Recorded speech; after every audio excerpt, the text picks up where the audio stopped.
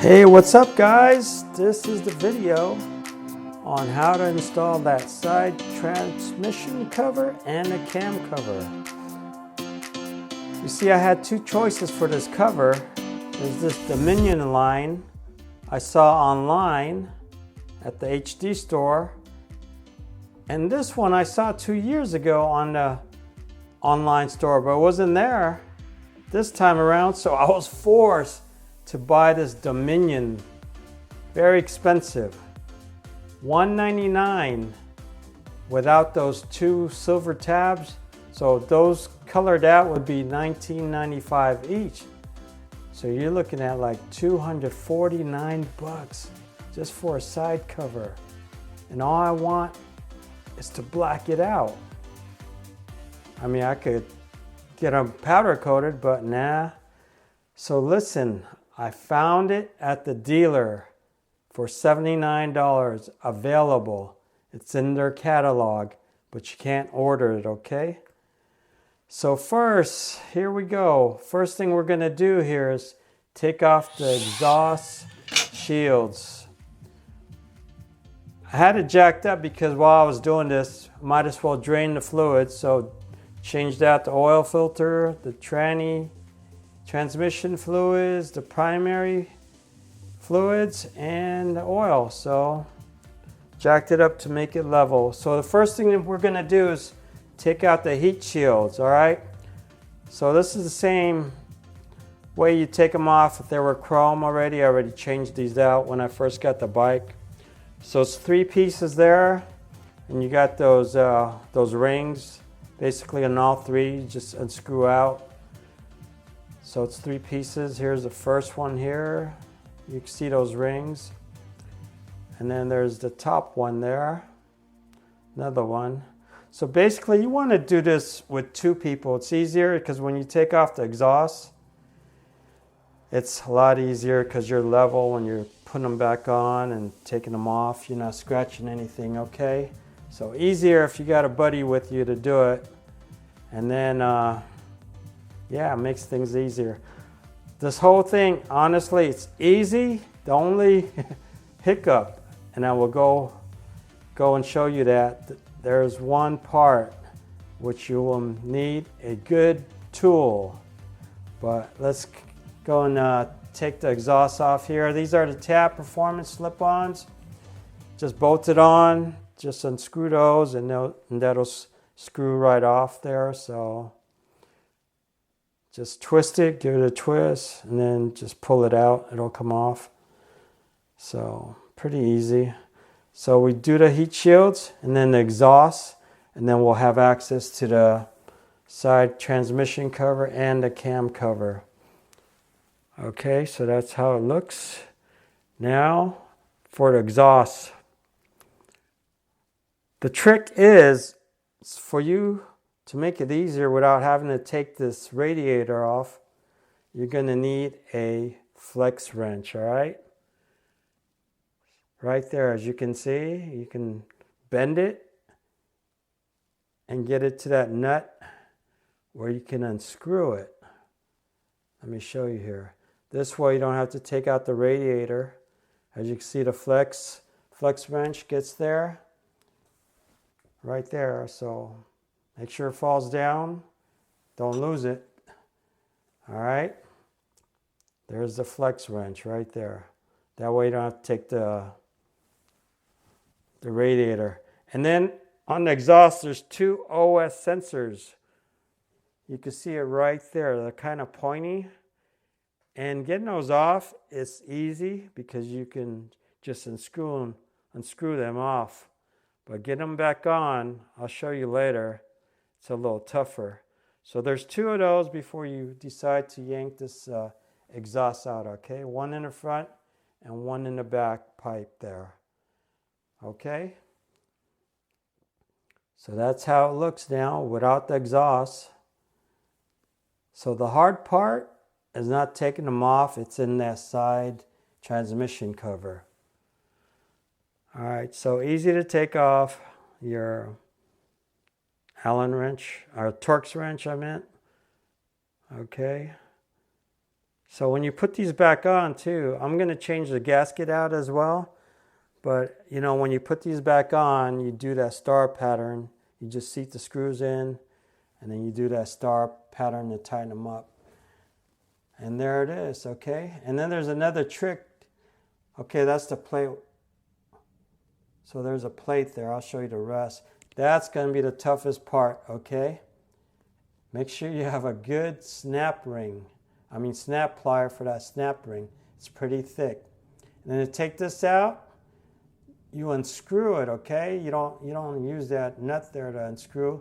You actually hold on to the transmission cover and you unscrew it that way. And I'll show you the reverse way, putting it in. So just lock that in so it'll unscrew, tighten it up, keep it straight, and then that'll come off just like that. Now to put it back in, the new one, you do the same thing, all right? You have to use the cover to screw it on, not the other way around. There it is.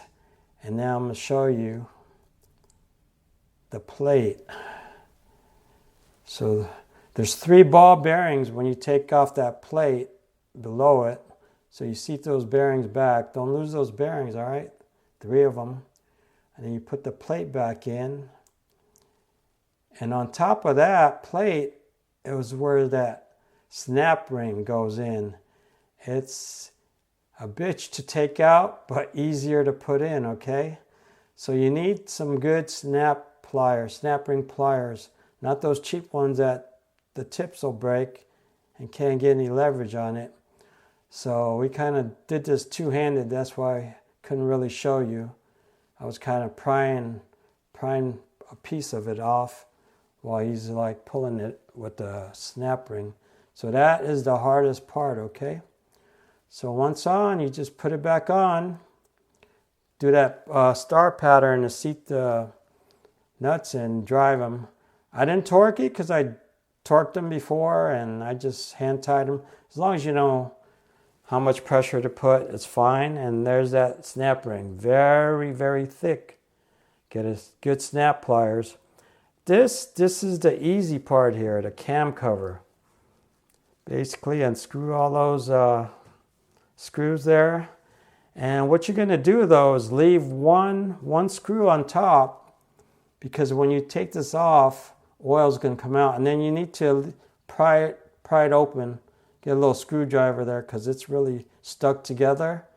And then when you yank this out, pull it out, a lot of oil. That's why you leave that. You see that screw on top I left on the right hand top? I left that there so it won't pop out and just get all messy. So once you drain out the oil and then unscrew the last screw there, right there, and it will pop out. And this is the easy job. What's bad about this bike, man, it looks good when it's on, but you know what's going on? The exhaust pipe covers it. The header covers it. So one of the pipes covers it halfway, so you can't really see it, but it's black. And then the only thing you do with this, because when you buy the cam cover, it doesn't have a cover plate, this thing. So I took it out of an old one.